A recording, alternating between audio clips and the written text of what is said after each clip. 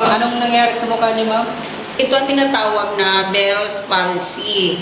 Ito yung umaatake ito kapag yung immune system nyo sa katawan mahina at the same time puno kayo ng stress. Ano nga? Hindi makapagod pa yan. Ako kasi, wala akong hilig uminom ng vitamins. Wala akong anything na tinitake. As in, basta lang ako pumapasok na buhay, nagtuturo, ayun, at nai-stress.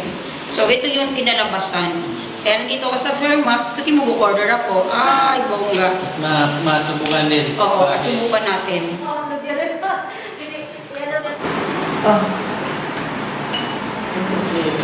Makasabi ko kami. Lord, maging sangkapan. Ang Fairmax sa pagkakas.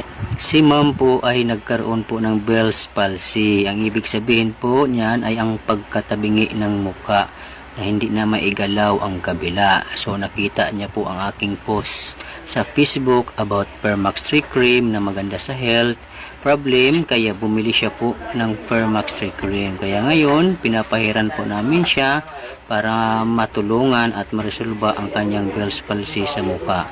So ito po siya, pinahiran namin sa mga pulso and din sa mukha. So after 15 minutes na pagpahid, ayan, pantay na ang mukha ni ma'am. Thank you Lord.